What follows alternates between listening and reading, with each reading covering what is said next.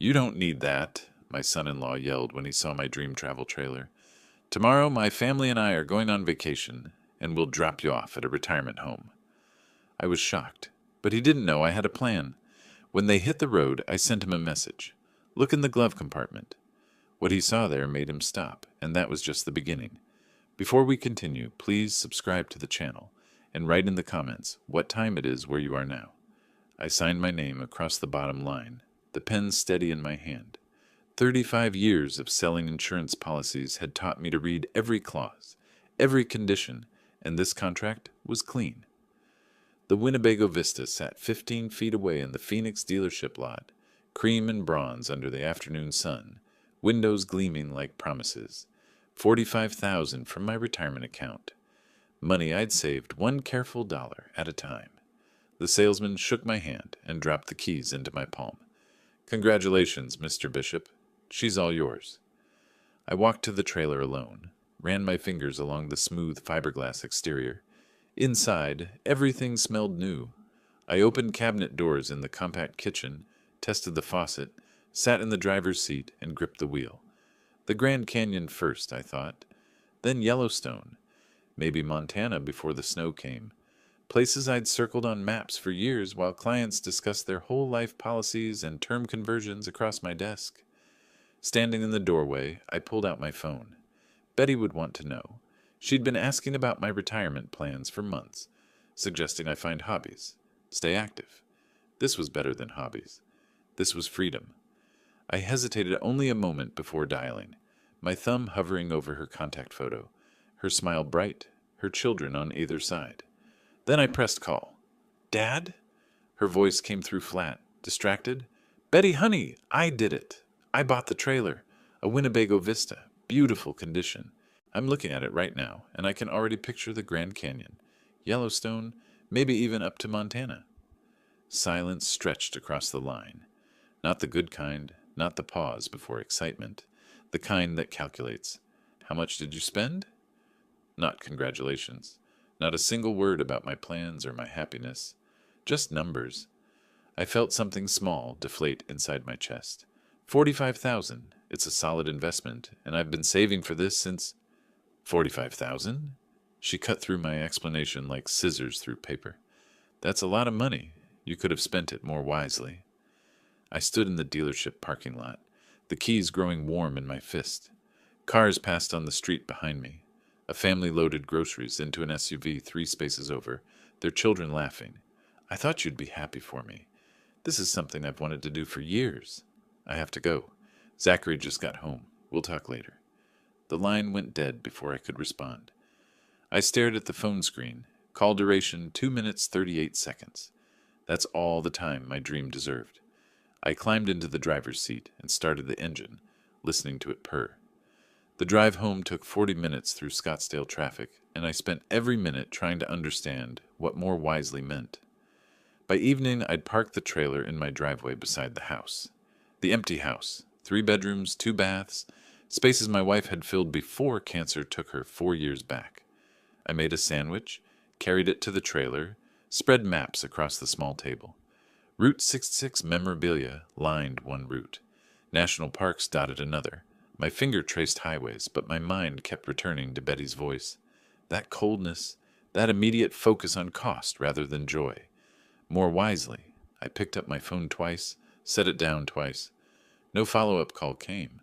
No text saying she was sorry for reacting poorly, that she was happy for me really, that Zachary had just walked in at a bad time. Nothing.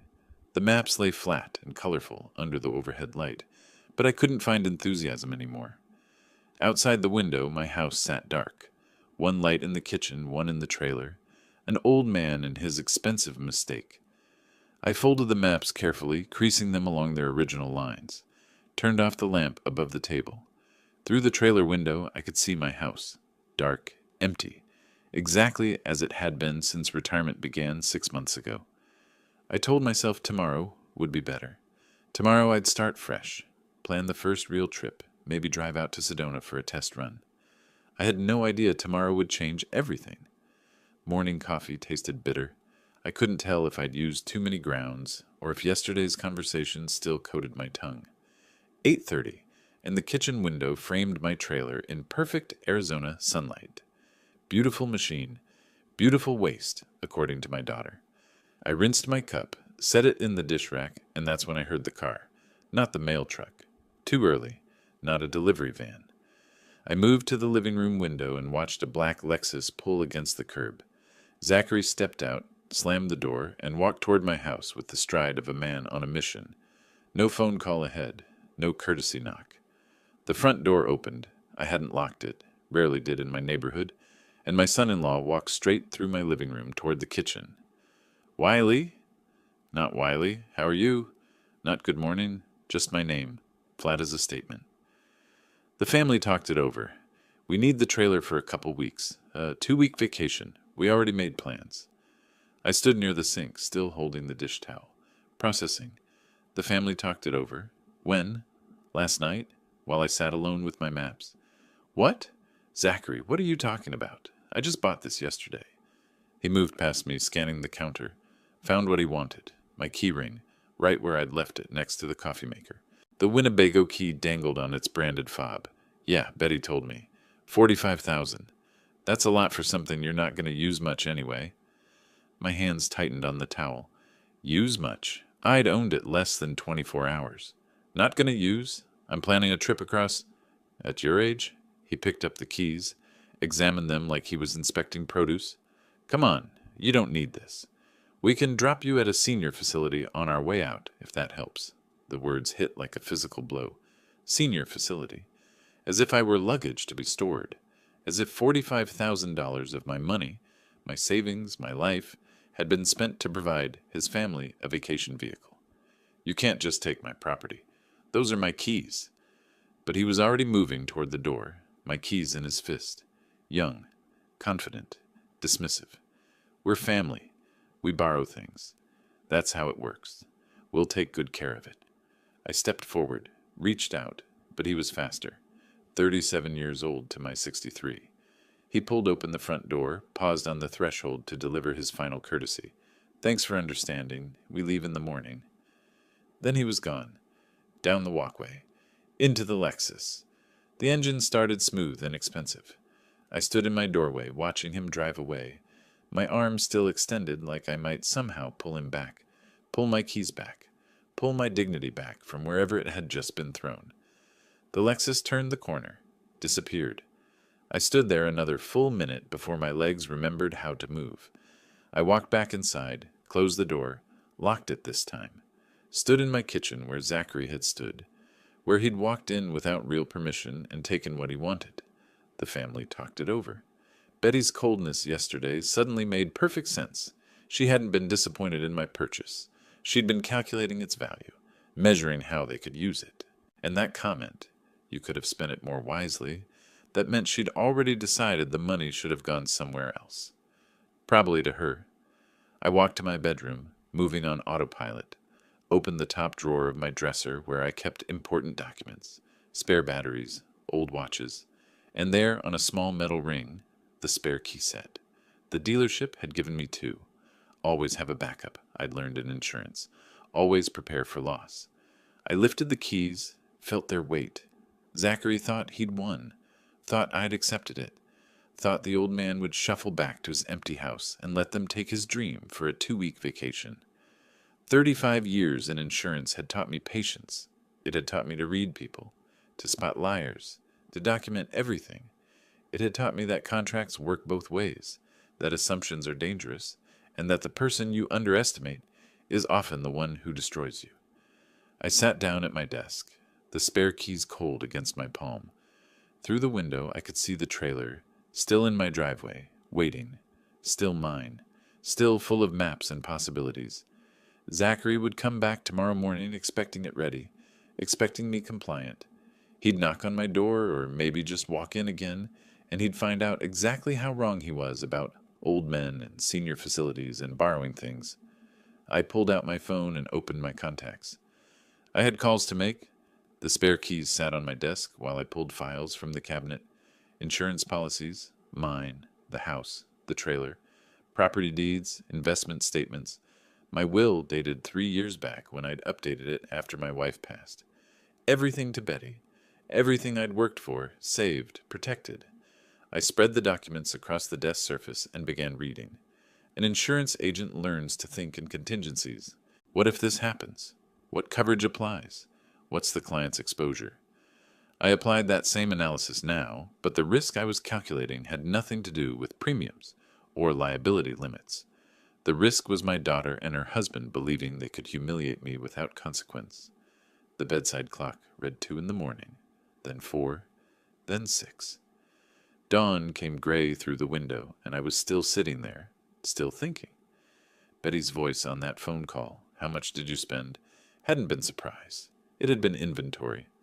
Zachary's confidence walking into my house, taking my keys, mentioning a senior facility, that wasn't improvised cruelty. That was rehearsed, coordinated. The family talked it over. How long had they been planning this? I picked up my phone at 7:30 and scrolled through my contacts. Margaret Sullivan, attorney at law. I'd worked with her on estate planning after my wife died. Professional, thorough, expensive. I pressed call. "Ms. Sullivan, this is Wiley Bishop. I need to see you today about changing my will. It's urgent." Her voice carried that careful lawyer's neutrality. "Mr. Bishop, my schedule is completely—" "I'll pay double your hourly rate. This can't wait." A pause. Then, "I can move some things around. 2 o'clock?" "I'll be there." I showered, dressed in the gray suit I'd worn to client meetings for 3 decades. Pressed white shirt, navy tie. When you're making decisions that matter, you dress like it matters. I made coffee, drank it standing at the kitchen counter, and left the house at 1:15. The drive to her Phoenix office took 40 minutes. I rehearsed what I'd say. Clinical. Factual. No emotion. Margaret Sullivan's office occupied the 3rd floor of a building near the courthouse. Glass desk, leather chairs, framed degrees on the wall. She shook my hand and gestured for me to sit. "Your current will leaves everything to your daughter, Betty. You want to change this too?" I met her eyes. "The Veterans Assistance Fund of Arizona. Primary beneficiary. Betty receives $1. I want that specified. Exactly $1. She set down her pen. "Mr. Bishop, this is a significant change. Are you certain? Sometimes family disputes can be—" "I've never been more certain of anything. How quickly can you prepare this?" She studied my face, looking for doubt or anger or grief. She wouldn't find any. I'd moved past those. "I can have this ready by this afternoon. You'll need 2 witnesses for signing. May I ask what prompted—" I stood. Family showed me who they really are. I'm just responding appropriately. 3 hours later, I returned to her office. The document was ready. 2 paralegals served as witnesses. I signed my name 3 times, once on the original, twice on copies. The pen moved steady across each signature line. No hesitation, no regret. "I need all 3 copies," I told Margaret. She placed them in a folder and handed it across the desk. "The original will be filed with my office. These copies are for your records. Mr. Bishop, if you need to discuss—" "Thank you for your time, Ms. Sullivan."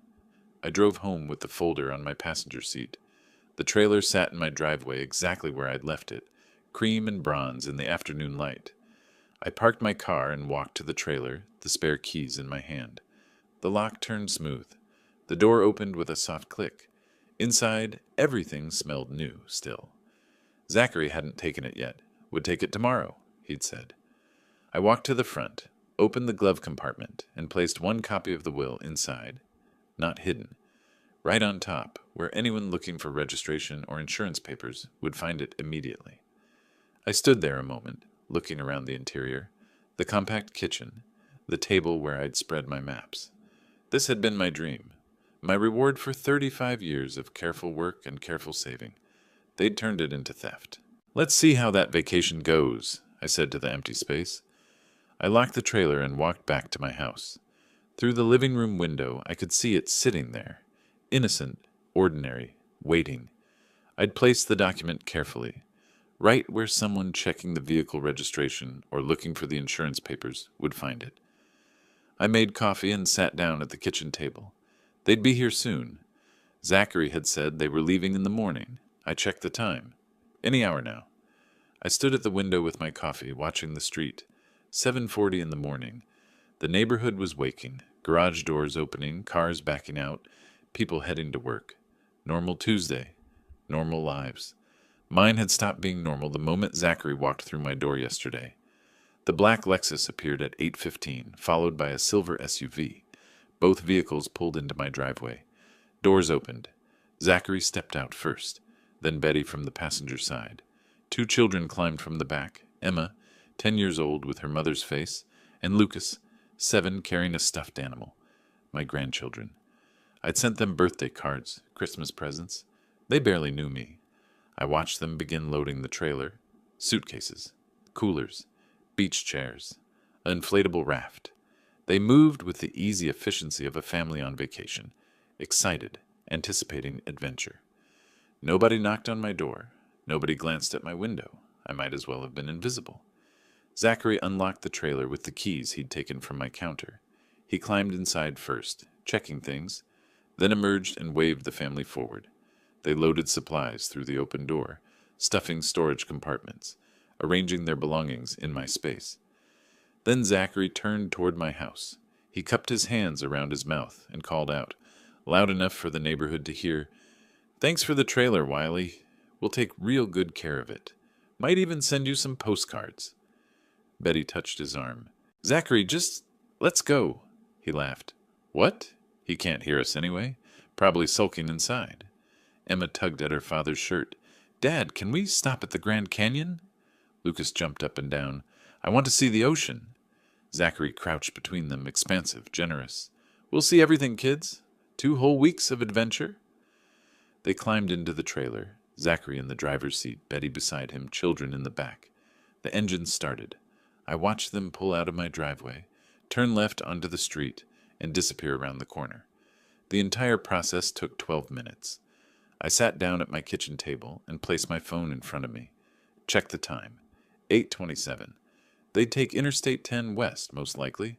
Phoenix to California, through Tucson, past the desert towns. 2 hours would put them past Casa Grande, maybe approaching Gila Bend. Far enough that turning back would be a decision, not a quick fix. I drank my coffee slowly, washed the cup, dried it, put it away, checked the time. 9 o'clock, 9:30, 10, 10:15. At 10:27, I picked up my phone and opened a new message. Zachary's number. I typed 4 words. Check the glove compartment. I pressed send and set the phone back on the table. 3 minutes passed. Then my phone lit up. Zachary calling. I let it ring. Voicemail. Another call. Voicemail. The screen didn't go dark. Immediately another call, this one from Betty. I let it ring through. By 10:45, I had 63 missed calls from Zachary, 28 from Betty, multiple voicemails. I tapped one, listened to the first 5 seconds. "Wiley, what's in the glove compartment? Call me back." I deleted it without finishing. Tapped another. "What the hell is this? You can't do this. Call me right now." Delete. Next voicemail. Betty this time, her voice breaking. "Dad, please. Please call us. We need to talk about this. Please." I set the phone down and opened the message screen, typed slowly, making sure each word was exactly what I wanted. This is only the beginning. Send. I placed the phone face down on the coffee table. The buzzing continued. Vibrations against the wood. Insistent. Desperate. Their panic was invisible from here, but I could imagine it. Zachary pulling over on the interstate's shoulder. Betty reading the will, her face going white. The children in the back asking what's wrong. Why did we stop? Are we still going on vacation? I walked to my office and opened the filing cabinet. Inside, I pulled out the folder I'd prepared the night before. Second copy of the will, paperwork for the trailer, purchase receipts, the original signed title.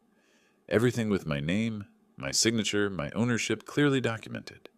I'd made another call that morning, one I hadn't mentioned to anyone. 7:30, before the coffee, before I took my position at the window.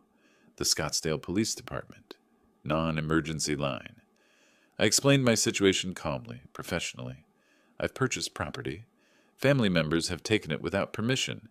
I have documentation. I'd like to file a report.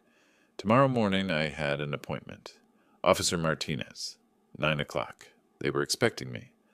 I returned to the living room and picked up my phone. 81 missed calls now. I powered it off completely and set it in the desk drawer. Let them wonder. Let them panic. Let them realize that the old man they dismissed, the senior facility candidate, the one who didn't need a $45,000 trailer at his age, let them understand exactly what that old man could do when pushed. I made lunch, turkey sandwich, glass of water, ate it slowly at the kitchen table where Zachary had stood yesterday, where he'd grabbed my keys with such casual entitlement. The house was quiet. Outside, the empty space in my driveway where the trailer had been parked looked strange, incomplete. But I wasn't empty anymore. I was full, full of purpose, full of clarity, full of cold and perfect certainty about what came next. Morning light came through my bedroom window while I organized the documents at my desk. Purchase receipt from the dealership, $45,000. My signature, date stamped 6 days ago. Title certificate, Wiley Bishop, sole owner, no co-signers, no liens. Registration card, insurance policy declaration page, photographs I'd taken of the VN plate mounted inside the trailer door.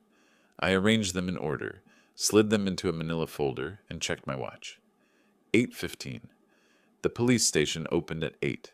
I dressed in the gray suit, same one I'd worn to Margaret Sullivan's office. When you're asking people to take you seriously, you dress seriously. 35 years selling insurance taught me that presentation matters almost as much as facts. Almost. The drive to the Scottsdale Police Department took 12 minutes. Modern building, tan stucco, American flag out front. I parked in the visitor lot and walked through glass doors into air conditioning and fluorescent light. A reception desk, plastic chairs, posters about crime prevention. A uniformed officer looked up from his computer. "Help you, sir." I approached the desk, placed my folder down, and met his eyes. "I need to report a stolen vehicle." Officer James Norton, his nameplate said, had the weathered face of someone who'd heard every story twice.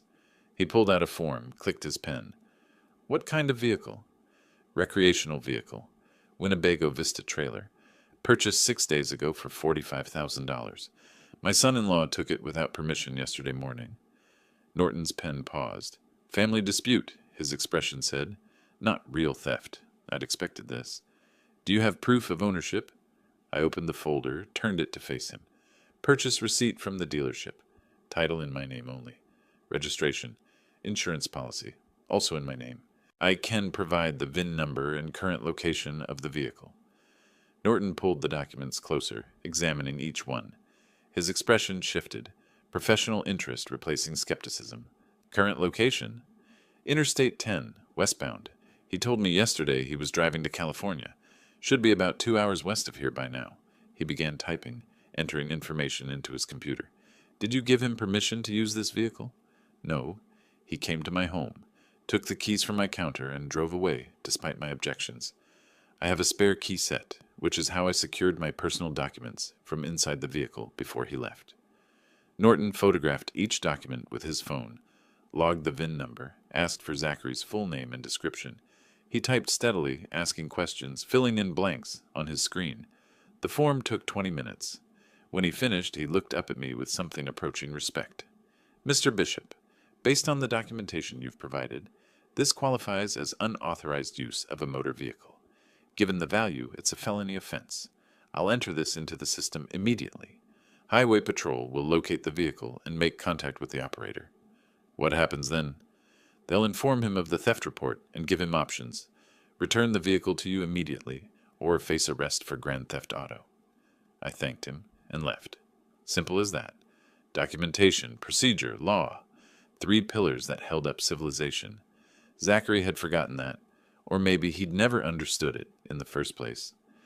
I drove home, made coffee, and sat by the front window. The empty space in my driveway looked less strange now.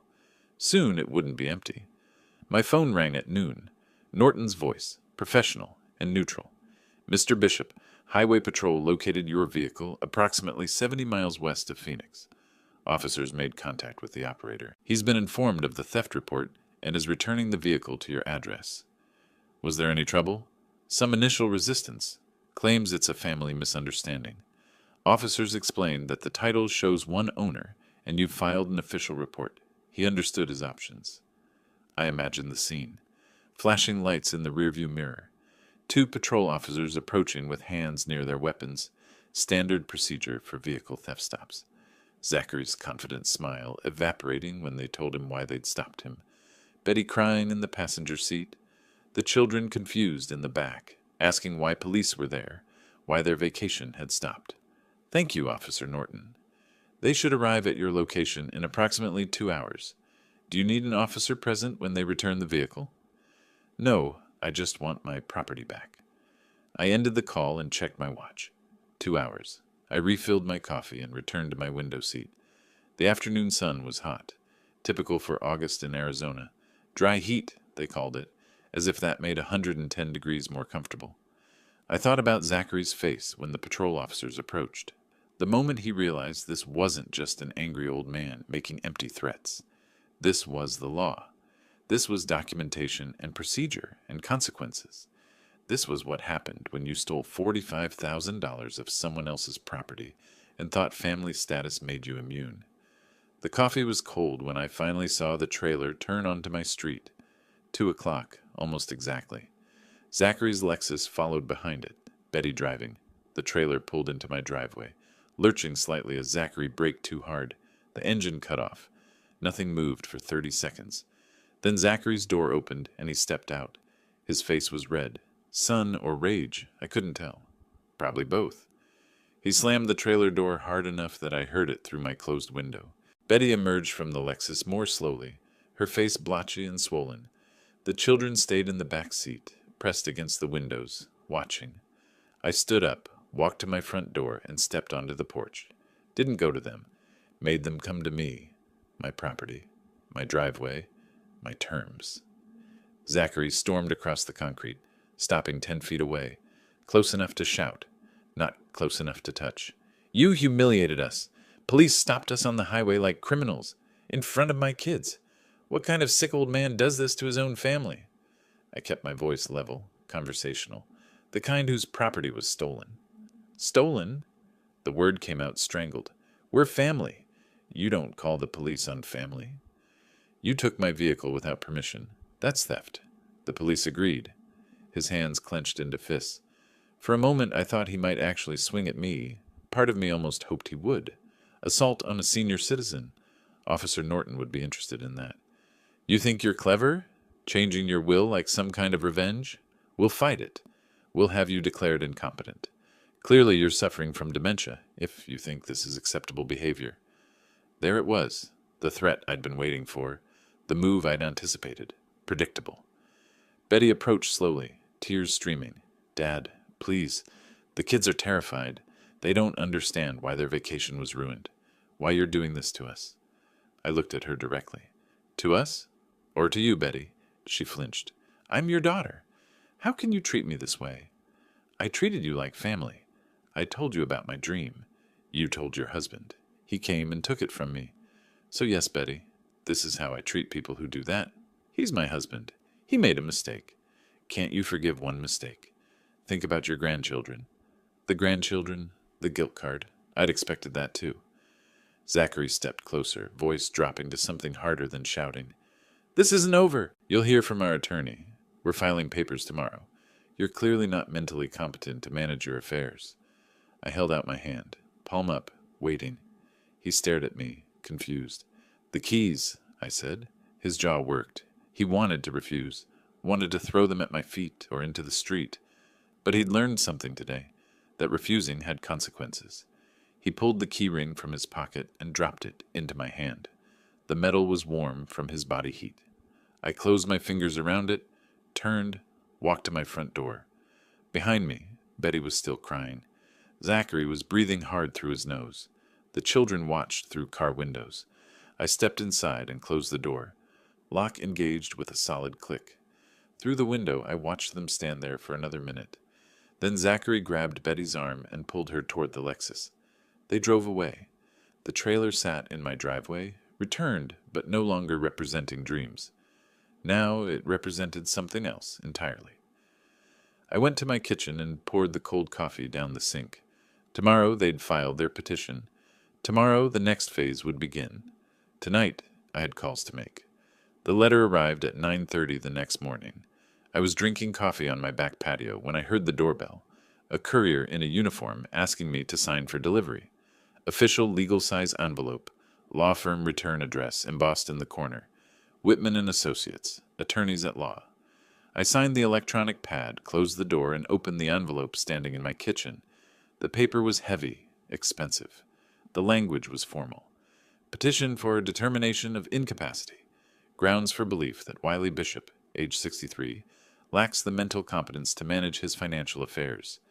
Recent erratic behavior, including estrangement from family, making impulsive purchases, and initiating criminal proceedings against family members. Request for court-ordered psychiatric evaluation. I read it twice, slowly. They'd worked fast, consulted an attorney yesterday evening, filed this morning. Zachary was nothing, if not reactive. Every action of mine met with immediate counteraction. Predictable, almost disappointing. I set the petition on my counter and picked up my phone. Found the contact I'd saved 3 days ago, before any of this had started. Margaret Sullivan's direct line. She answered on the second ring. Ms. Sullivan, it's Wiley Bishop. I need to see you today. They've filed an incompetency petition. A pause. Then, I'll make time. Can you be here at 2? I'll be there at 1:30. I spent the morning gathering more documents. Bank statements showing consistent, careful financial management. Investment portfolios. Balanced, appropriate for my age and risk tolerance. Tax returns filed on time for 35 years. Performance reviews from my insurance career. Character references from former colleagues. Medical records from my annual physical 2 months ago. Blood pressure normal. Cholesterol managed.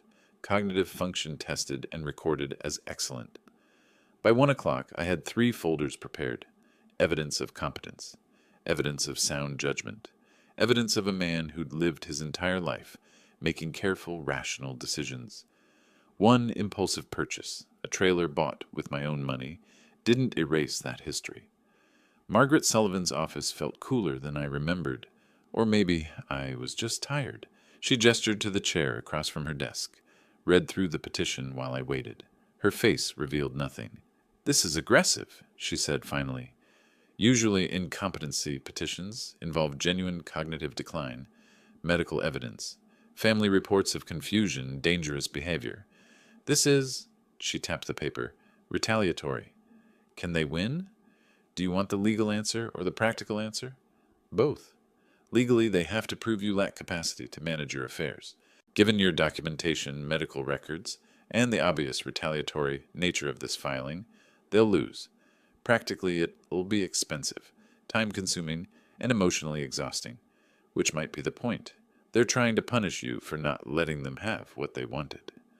I'd known that already. How do we respond? We file a counter motion. We present your medical records, financial history, and character witnesses. We argue this is a frivolous petition filed in bad faith. And, she leaned forward, we go on offense. We file a restraining order preventing them from entering your property or contacting you. We document their harassment. We make this more expensive for them than it is for you. Do it. She made notes on a legal pad.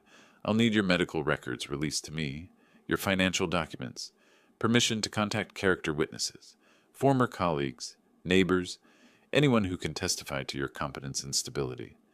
I slid the 3 folders across her desk, already prepared. She opened the first folder, flipped through bank statements, investment reports, tax returns. A smile touched the corner of her mouth. You're making my job very easy, Mr. Bishop. 35 years in insurance. I know how to document a claim. This isn't just documenting a claim. This is... She closed the folder, met my eyes. This is building a case for why they shouldn't have access to your assets. Ever. You understand what you're doing? I'm protecting what I worked for. You're also severing your relationship with your daughter. Permanently. Once we file the restraining order, once we argue they're harassing you for financial gain, there's no walking that back. I thought about Betty's face yesterday. Tears and accusations, using her children as weapons, never once acknowledging what Zachary had done, never once defending me or asking if I was okay. File everything. The hearing was scheduled for 3 weeks out. Routine calendar, Margaret explained. Both sides would present evidence. A court-appointed psychiatrist would evaluate me. The judge would rule. They'll try to settle before then, she added. Once they see your documentation and realize they're losing, they'll offer to drop the petition if you restore them to your will. And if they do, what do you want me to tell them? I stood, collecting my empty folders. Tell them no. The next 2 weeks passed slowly. I went about my routine. Grocery shopping, gym, lunch with 2 former colleagues who'd agreed to serve as character witnesses. Normal life, competent life. The life of a man who knew exactly what he was doing. Betty called 4 times. I didn't answer. She left voicemails. The first was angry. How dare you file a restraining order? You're destroying this family. The second was pleading. Please, Dad, we can fix this. Just drop everything and we'll forget it happened. The third was desperate. Zachary didn't mean it. He's sorry. We're all sorry. Please. The fourth was silent except for crying. Then the line went dead. I saved all 4 voicemails. Documentation. Zachary sent an email. Subject line. Final offer. I opened it standing at my kitchen counter. We'll drop the incompetency petition and leave you alone. In exchange, you restore us to your will and sign over the trailer title. Otherwise, we're going to court and we'll drag this out for years. Your choice. I forwarded the email to Margaret Sullivan without responding. She replied within an hour. Perfect. He just documented his extortion attempt in writing. Save this. The psychiatric evaluation happened on a Wednesday afternoon. Dr. Patricia Chen, court-appointed, met me at her office in downtown Scottsdale. She asked questions for 90 minutes. My medical history, my career, my relationship with Betty, the trailer purchase, the will change, my decision to call the police. I answered every question honestly. No embellishment, no self-pity, just facts. She administered cognitive tests, memory exercises, pattern recognition, problem-solving scenarios. I completed them all easily. At the end, she closed her notepad and looked at me directly. Mr. Bishop, do you understand why your daughter filed this petition? Yes. She wants my money. That's somewhat reductive. It's accurate. She smiled slightly. My report will be ready for the court by Friday. I can't discuss my conclusions with you, but I will say this. Nothing in your behavior suggests cognitive impairment or inability to manage your affairs. What you're experiencing is a family conflict, not a competency issue. I thanked her and left. The hearing was scheduled for Monday, 3 days away. Margaret called me Friday evening with an update.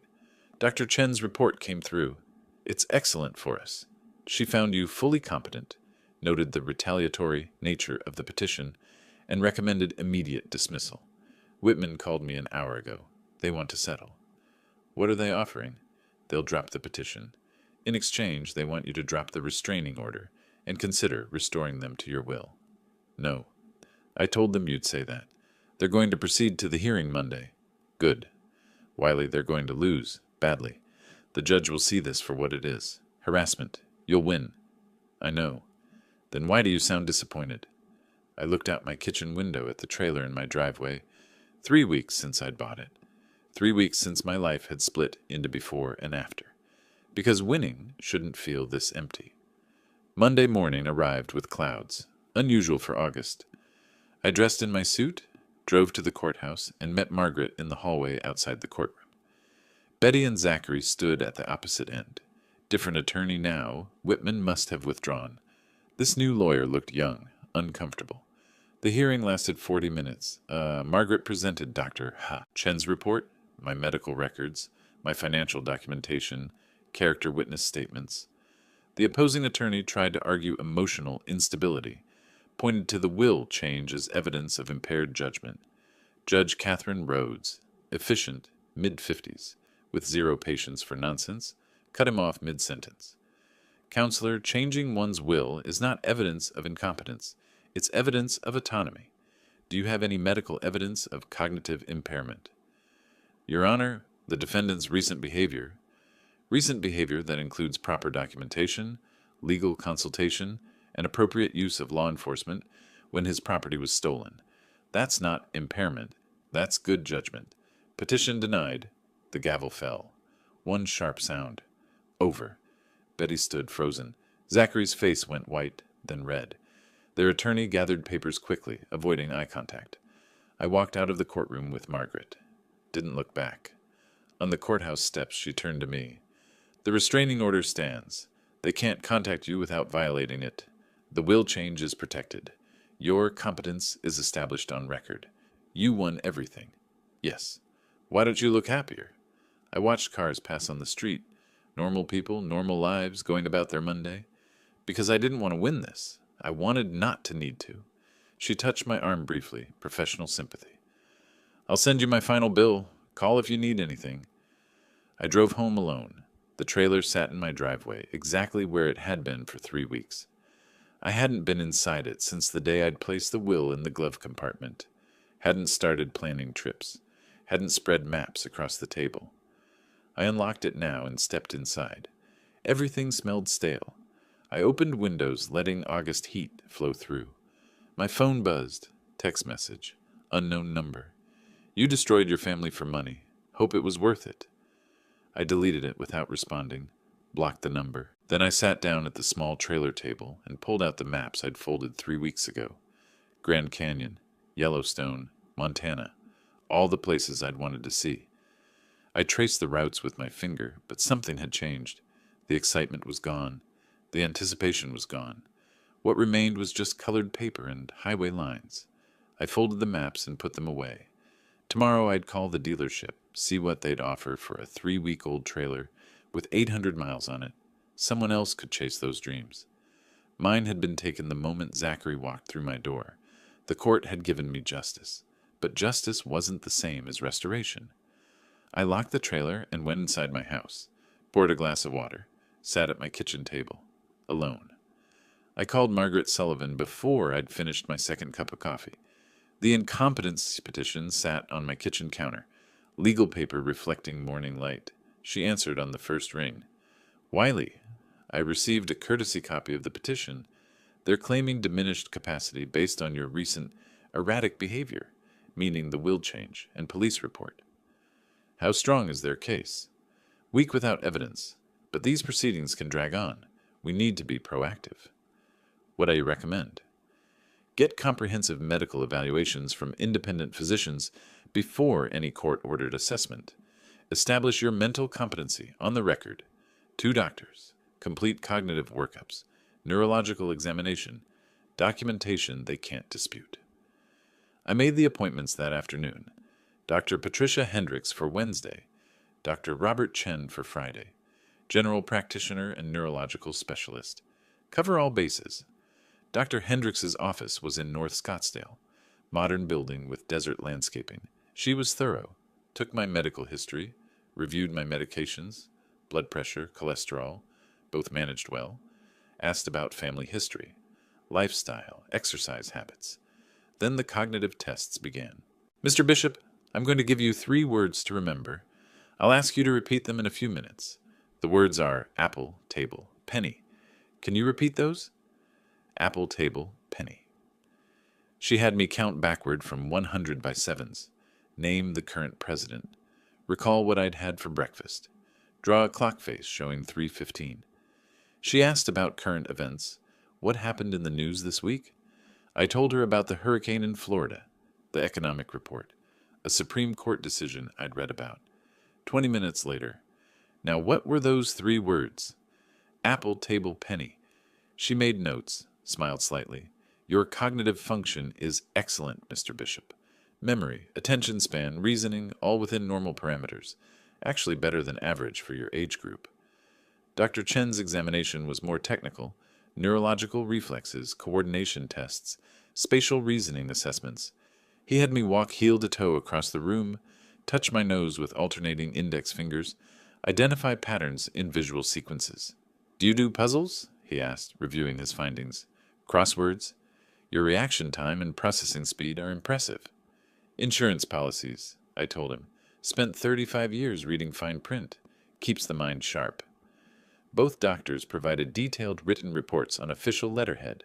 Complete cognitive assessments, neurological examinations, conclusions. No evidence of dementia, cognitive impairment, or diminished capacity. Patient demonstrates sound judgment and decision-making abilities. I delivered both sealed reports to Margaret's office the following Tuesday. She opened them, read carefully, nodded with satisfaction. These are excellent. Court-appointed psychiatrists would reach the same conclusions. Their incompetency petition just became much harder to defend. She placed the reports in my file, then paused, flipped back through older documents, stopped at one page. Her expression changed. "Wiley, do you remember this?" She held up a document. "3 years ago, you executed a gift deed for your house to Betty. Value at that time was $340,000. Current value probably $380.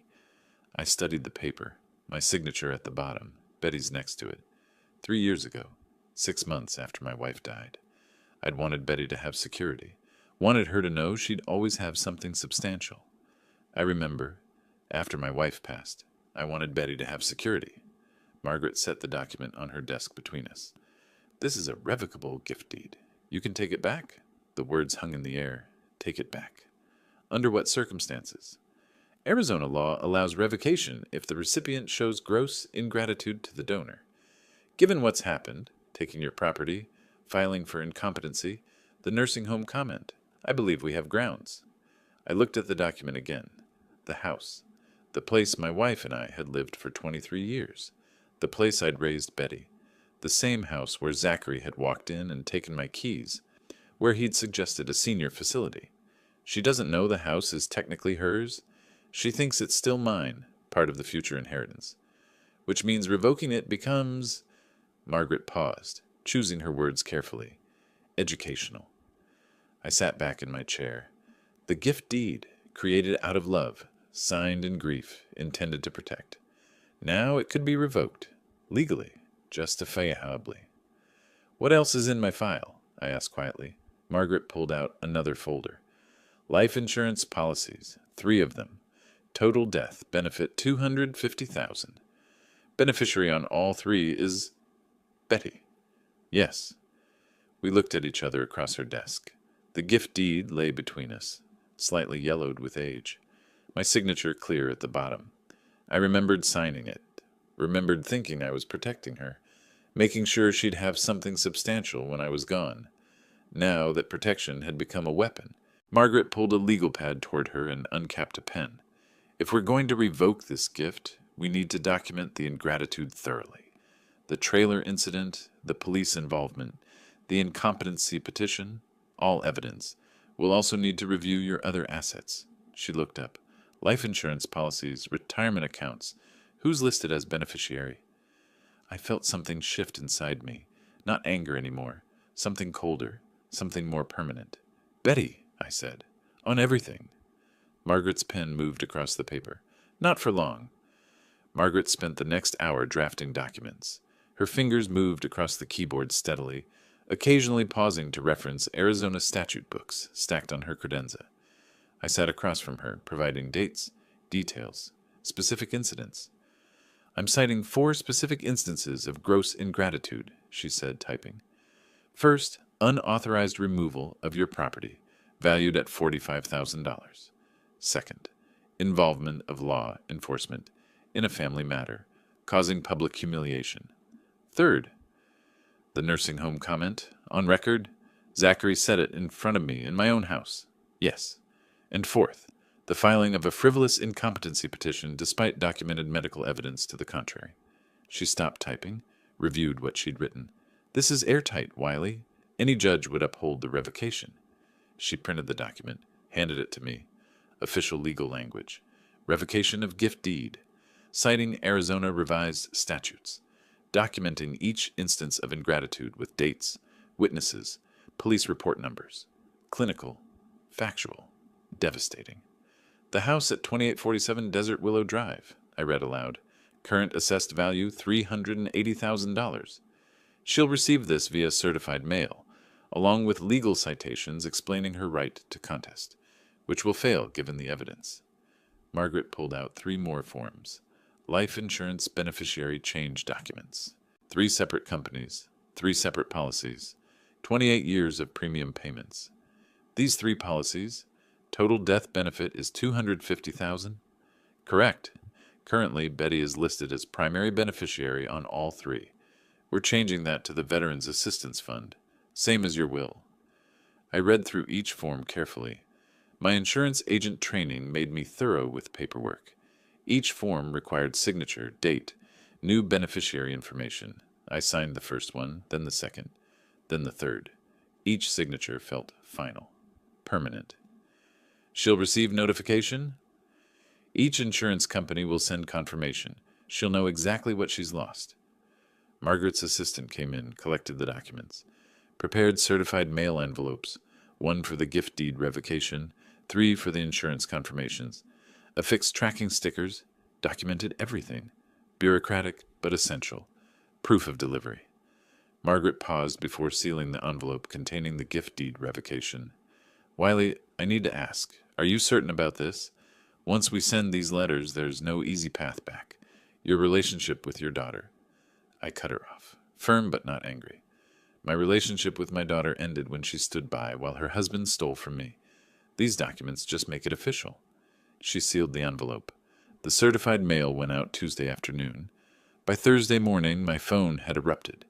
15 missed calls from Betty, 2 from Zachary, multiple voicemails. I was back at Margaret's office when her phone rang. She glanced at the caller ID, put it on speaker. Yes, this is Margaret Sullivan. Yes, I represent Mr. Bishop. No, there's no negotiation. The revocation is legally sound. The beneficiary changes are his right. Your clients demonstrated gross ingratitude. It's documented. No, Mr. Bishop won't be taking any calls. She hung up, looked at me. They're panicking. I picked up my phone, scrolled to the voicemails. Put one on speaker so Margaret could hear. Zachary's voice filled her office, furious, threatening. You're making a huge mistake, old man. You think you can take back the house? We'll tie you up in court for years. You'll be dead before this is settled. And we're not backing down on the incompetency hearing. Everyone will see what a vindictive, senile... I stopped playback. Save that, Margaret said, making notes. Add it to the evidence file. Threatening language toward elderly family member. This helps our case. Betty's voicemails were different, not threatening, pleading, crying. The first 3 were incoherent, just sobbing and fragments of sentences. The 4th was clearer. Dad, please, I need to talk to you. Just me, not Zachary. Please, I'm coming over tomorrow morning. Please be home.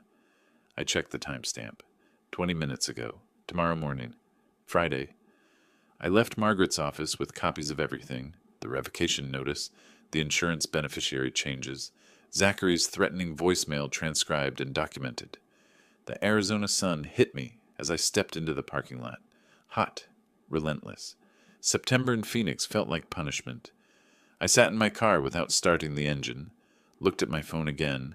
17 missed calls total now. All but 2 from Betty's number. What could she possibly say? That she was sorry? That Zachary made her do it? That she'd had no choice? Everyone had choices. She'd made hers. But curiosity won. I scrolled back to her last voicemail, the one about coming over tomorrow, listened again to the desperation in her voice. Just me, not Zachary. Separate from him. That was new. I started the car and pulled out of the parking lot. The drive home took 30 minutes through afternoon traffic. I spent it thinking about what she might say, what I might say back. Nothing, probably. There wasn't much left to say. But I'd be home tomorrow morning. If she wanted to talk, I'd listen. Once. My phone buzzed with a text message as I pulled into my driveway. Betty, I'm sorry. I'm so sorry. Please let me explain. Tomorrow. Just give me 30 minutes. Please, Dad. I read it twice. Then I turned off my phone and went inside. The house was quiet. Empty.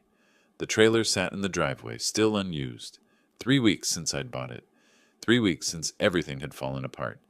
I made dinner, grilled chicken, salad, rice, ate alone at my kitchen table, washed the dishes, dried them, put them away. Tomorrow Betty would come. She'd apologize or explain or beg. It wouldn't matter. The documents were filed. The certified mail was delivered. The gift deed was revoked. The insurance beneficiaries were changed. All legal, all documented, all final. I went to bed early but didn't sleep. Lay in the dark thinking about 3-year-old signatures on gift deeds, about protection and betrayal, about the difference between being a father and being someone's insurance policy. My phone was still off. Let her wonder if I'd read the text. Let her worry I wouldn't be home. I'd be home. I'd listen to whatever she had to say. And then she'd leave, and it would be over. I was at my kitchen window when Betty's car pulled into the driveway. 9:30, Friday morning. Alone. No Zachary in the passenger seat. That was significant. I opened the door before she knocked. She'd been crying. Her eyes were swollen, mascara smudged. Her hands shook as she stood on my porch. "Dad, please, can we just talk? Just the two of us?" I stepped aside, gestured toward the living room. "You wanted to talk. I'm listening." She sat on the edge of the couch, the same couch she'd sat on growing up. Birthday parties, Christmas mornings, movie nights when she was 10 years old. The memories hung in the room like ghosts. I never wanted any of this. The trailer, the police, the legal fights. This isn't what I wanted. I sat in the chair across from her, not beside her. Distance mattered. "Then what did you want, Betty?" Her voice broke. "Zachary pushed for everything. The trailer was his idea. Filing the incompetency petition was his idea. I just went along because he's my husband, and I didn't know how to stop it." "You didn't know how to say no to him, but you knew how to say nothing when he humiliated me?" She looked down at her hands, twisted her wedding ring. "I'm sorry." "For what specifically?" For all of it. For not standing up to him, for letting things get this far." I leaned forward, asked the question I'd been holding since that morning in my driveway. That day when he took my keys, when he suggested dropping me at a nursing home like I was trash to be discarded. "You were there. Why didn't you defend me?" Long silence. She stared at her lap. 30 seconds passed. 45. I don't know. I should have. I'm sorry. You do know. You chose him over me. You're just not willing to say it out loud." Her tears came harder. "I love you, Dad. I do. But he's my husband. I have to live with him. I have to." "You have to choose. That's what you're saying. You chose him then. You're choosing him now." "It's not that simple." "It is that simple." I stood, walked to the window, looked out at the trailer in my driveway. "I'll stop everything. The gift deed revocation, the insurance changes, all of it. The house becomes yours again. The inheritance stays intact. One condition." Hope flickered across her face. "Anything." "What?" "File for divorce. Remove Zachary from your life. Choose your father over your husband, the way you chose your husband over your father." Her expression changed. Shock first, then comprehension, then anger. "You can't ask me to do that. That's manipulation. That's blackmail." I turned from the window, looked at her directly. "No, Betty. Blackmail is threatening someone to get something you're not entitled to. I'm entitled to respect from my daughter. I'm offering you a choice, the same choice you gave me when you stood silent while he stole from me. You chose then. Choose now." She stood, grabbed her purse. "This is cruel. You've become cruel. I've become fair. There's a difference." She walked to the door, paused with her hand on the knob. "You're going to die alone and bitter." "Maybe. But I'll die knowing I didn't let people walk over me. Even family." She left. The door closed with a soft click.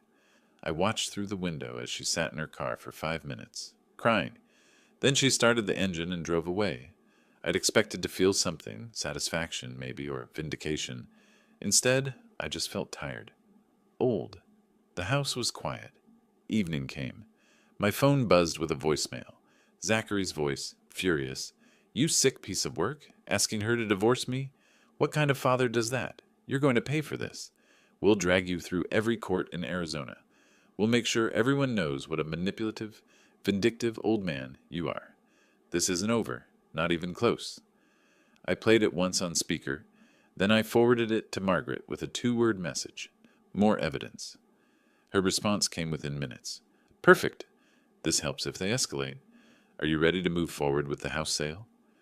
I looked around my living room. Betty had sat on that couch an hour ago, crying. Before that, countless family dinners, birthday celebrations, movie nights when she was young. The house held decades of memories, but memories weren't enough to override betrayal. I typed my response to Margaret. "Yes, list it immediately. I'm ready to move on." I set the phone down and walked to my home office. In the desk drawer, I had a folder of real estate listings. Small houses in Sedona, a town I'd always wanted to explore. Mountain views, quiet streets, far enough from Phoenix to be a fresh start. I pulled out the folder and spread the listings across my desk. One caught my eye. 2-bedroom, Mountain View, $220,000. I circled it with a pen. Time to stop looking back. Margaret and I met Monday morning to finalize the gift deed revocation. The document sat between us on her desk, official, stamped, ready for filing. This is it, Wiley. Once I file this with the county recorder, the gift deed is officially revoked. The house is yours alone. Are you ready? I signed my name across the bottom line. I'd been ready since the moment I understood what was happening. This just makes it official. She witnessed my signature, added her notary seal. For what it's worth, I think you handled this with remarkable restraint. Many people would have been far more vindictive. I'm not trying to destroy them, just protect what's mine. She filed the documents that afternoon. By Wednesday, the house was legally mine again. 3 years after I'd gifted it to Betty out of love, it was back in my name because of betrayal. David Torres, the real estate agent, put the for sale sign in my front yard Thursday morning. I watched from the window as he hammered it into the lawn. The house I'd lived in for 23 years was now just a property transaction. The listing went live Friday, multiple showings over the weekend. By Monday afternoon, David called with 3 offers. Mr. Bishop, all cash buyers, all wanting quick close. Highest is $392, can close in 2 weeks. Take it, I don't need top dollar. I need to be done with this place. Are you sure? We might get asking price if we wait. I'm sure. Accept the offer. While the house sale processed, I drove to Sedona. The listing I'd circled was still available. 2-bedroom, Mountain View, $220,000. I walked through empty rooms, stood on the back patio looking at red rocks rising in the distance. The realtor talked about square footage and recent upgrades, but I barely heard her. This works. This is enough. 2 bedrooms, one for me, one for an office. Kitchen overlooking the mountains. No neighbors too close, no memories. Just space to breathe. I bought it cash. Signed papers the same day. Margaret called that afternoon with an update. Betty and Zachary's attorney called again. He wanted to discuss settlement options. I told him there's nothing to settle. Everything you did was legal. The incompetency hearing has been dismissed. The judge reviewed your medical evaluations and found no grounds. What did he say? He asked if you'd be willing to meet with Betty one more time. I said I'd ask, but I already know your answer. You do. The Phoenix house closed 2 weeks later. I signed the final papers in a title company office, received a cashier's check for $392,000. Added to my savings, I had enough to live comfortably for the rest of my life, on my terms. I spent the next week packing. The trailer that had caused so much trouble finally served its purpose. Clothes, maps, camping equipment, travel guides. I loaded it methodically, checking items off my list. My insurance agent training, everything documented, nothing forgotten. The morning I left, I drove north instead of south. Phoenix to Flagstaff, then west to the Grand Canyon. I'd planned this route months ago, back when I first bought the trailer, back when Betty's voice on the phone had deflated my joy. Now I was reclaiming it. I parked at a scenic overlook, stepped out into September morning air. The canyon stretched before me, vast, ancient, indifferent to human drama. I stood beside my trailer, the vista behind me, and took out my phone. One photograph, me and the Winnebago Vista with the Grand Canyon in the background. I typed a caption. Turns out I did need this after all. Sent it to Betty. Then I put my phone on airplane mode and climbed back into the trailer. I didn't wait for a response. Didn't need one. Whatever she felt about that photo, anger, regret, bitterness, it didn't matter anymore. She'd made her choices. I'd made mine. The highway stretched west from the canyon, empty and open. I had no schedule, no deadline. Monument Valley tomorrow, maybe. Arches National Park next week. Eventually Yellowstone, if the weather held. My phone sat silent in the cup holder. Margaret had sent a final email that morning before I left. All proceedings closed. Incompetency case dismissed. Gift deed revocation recorded. You're free and clear. Free and clear. I like the sound of that. The trailer handled well on the highway, steady and reliable. I'd worried it would feel too big, too unwieldy, but it moved like a natural extension of my intentions. Miles passed beneath the tires. Phoenix fell away behind me. Sedona waited 4 hours south whenever I wanted to return to my new house, my new life, but not yet. First, I had places to see. I'd waited long enough. The retirement I'd planned, the dream I'd saved for, the journey I'd earned, it was finally happening. On my terms, in my trailer. Alone, but not lonely. Betty and Zachary had thought they could take this from me, had thought an old man wouldn't fight back, had thought family status granted them immunity from consequences. They'd learned otherwise, not through my cruelty, through my documentation, through my preparation, through my refusal to accept that love meant tolerating theft. The road curved ahead through desert landscape, red rocks and blue sky. I followed it west, then north, then wherever the map suggested. No one waiting for me, no one expecting me, no one who could take this away. Just the road, the trailer, and the freedom to choose my own direction. I'd spent 63 years being careful, being responsible, being the person everyone could rely on. Now I was being something else, not reckless, not careless, just free. The sun moved across the sky, the miles accumulated, and somewhere ahead, around the next curve or the one after that, my real retirement was waiting. Not the one I'd lost when Zachary walked through my door, the one I'd fought to reclaim. If you like this story, please like this video, subscribe to the channel, and share your impressions of this story in the comments. To listen to the next story, click on the box on the left. Thank you for watching.